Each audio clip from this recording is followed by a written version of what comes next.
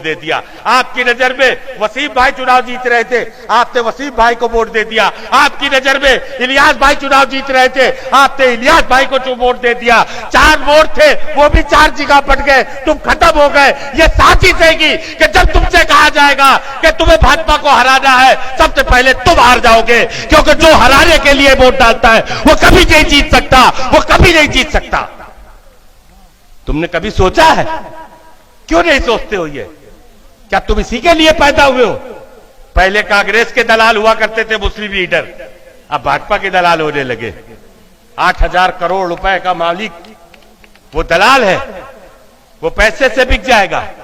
जिसके सर पे जो टोपी है उस पे भी नालैने मुबारक बनी है, जो साल के 6 बार आका सल्लल्लाहु अलैहि वसल्लम के रोजे पे पड़ा रोता रहता है, जो मंच पे बैठता है जितनी देर खामोशी से कुरान का विर्द करता रहता हैगा, जो मंच पे डाइट पे खड़ा होता हैगा, बावजूद होके खड़ा होता हैगा, वो शख्स तुम्हारे लिए दलाल है, वो शख्स तुम्हारे लिए गद्दार है, वो शख्स तुम्हारे लिए एजेंट है।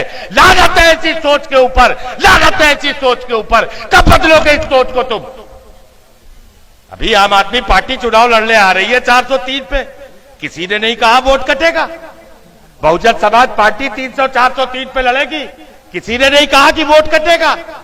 समाजवादी पार्टी 403 पे लड़ेगी, किसी ने नहीं कहा वोट कटेगा। कांग्रेस पार्टी लड़ेगी, किसी ने नहीं कहा वोट कटेगा। लेकिन अगर ओवैसी आ गया तो वोट कट जाएगा, वोट बढ़ जाएगा। क्यों बढ़ जाएगा? ना बढ़ जाएगा? किसका वोट बढ़ जाएगा? हमसे कहा जाता है कि भाजपा न जीतने पाए। कभी सोचा है तुमने? किससे कहा जा रहा है कि भाजपा न जीतने पाए? हमसे।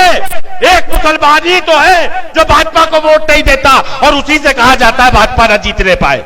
कभी तुमने शुक्ला जी से क्यों नहीं कहा कि भाजपा न जीतने पाए? कभी यादव जी से क्यों नहीं कहा कि भाजपा न जीतने पाए? कुशवाहा जी से क्यों नहीं कहा कि भाजपा न जीतने पाए? पाल साहब से क्यों नहीं कहा कि भाजपा न जीतने पाए? दलितों से क्यों नहीं कहा कि भाजपा न जीतने पाए? जो लोग भाजपा को वोट देकर जिताते हैं उससे तुमने कभी नहीं कहा, और जो कौम कभी भाजपा को वोट नहीं देती है उससे कहा जाता है भाजपा न जीतने पाए। ये कैसी पॉलिसी है? ये कैसी साजिश है? ये कैसे तुम्हारे खिलाफ पड़यंत्र है? कभी तुमने सोचा है? कभी नहीं सोचोगे, खुदा की कसम कभी नहीं सोचोगे। जब तक के चाय के होटलों पे बैठ के तुम ईमानों की बातें करते रहोगे, ऐसे ही बर्बाद रहोगे। क्योंकि ईमानों में जो तुम्हारे मुकद्दरों के फैसले होते हैं वो तुम्हारे नुमाइंदगी की बुनियाद पर रोके जा सकते हैं, तुम्हारे चाय पीने से नहीं रोके जा सकते। एक चाय पी, सरकार बना दी, दूसरी चाय में गिरा दी। कभी सोचा है तुमने?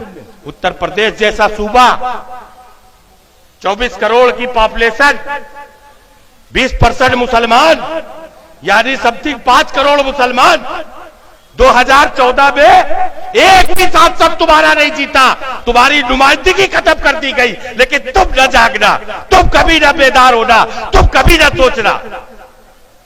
और अगर तुमने इस बातों को कहा जो यूसुफ मंसूरी ने तुमसे कही, तो कहने लगे क्या यार बेवकूफी की बात करते हो, हम 20% है, वो 80% है, तो कैसे उससे मुकाबला हो सकता है? खुदा की कसम, मेरे आका सल्लल्लाहु अलैहि वसल्लम ने अगर ये सोच लिया होता, 313 लेके निकले थे, हजारों का लश्कर सामने था, खुदा की कसम आज इस्लाम न फैलता अगर यही बात मेरे आका ने सोच ली होती। हमने 830 साल हुकूमत करी इस मुल्क के अंदर। क्या हम यहां बहुसंख्यक थे? क्या हम यहां अक्सीरियत में थे? हमने 800 साल स्पेन में हुकूमत करी, क्या हम अक्सीरियत में थे? क्या हम बहुसंख्यक थे? नहीं, हम वहां भी अकलियत में थे, यहां भी अकलियत में है, और आज भी अकलियत में। अकलियतों से कभी ना कोई जंग जीती हारी जाती है, अकलियत होने की बुनियाद पर न कभी चुनाव हारा जा सकता है। क्योंकि जब चुनाव की बेला में आओगे तो ये गणित बदल जाता है। उत्तर प्रदेश के अंदर हमसे बड़ा वोट बैंक किसी का नहीं। यादव 9%, सत्ता में भागीदारी नहीं, मालिक बना बैठा है। 3% पाल अपनी हिस्सेदारी मांग रहा है। 2% वाले अपनी हिस्सेदारी, अपनी नुमाइंदगी मांग रहे हैं। और 20% वाले दरी बिछा रहे हैं, कुर्सियां बिछा रहे हैं, गुलामी कर रहे हैं। याद रखो, गुलामी में भीख मिलती है, साझेदारी कभी नहीं मिलती है, कभी हक नहीं मिलता है। तुमको भीख तो मिल सकती है लेकिन तुम्हें हक नहीं मिल सकता। हमने कब कहा कि हम यहां प्रधानमंत्री बन जाएंगे? हमने कब कहा कि हमारी सरकार बन जाएगी? हमने कब कहा कि हमारा यहां मुख्यमंत्री बन जाएगा? क्या ऐसा कभी हमने कहा? क्या वैसी ने कभी कहा कि हम यहां अपनी सरकार बना लेंगे? बताओ, अपने दिलों पे हाथ धर के कहा कभी? नहीं। हमारी लड़ाई क्या है?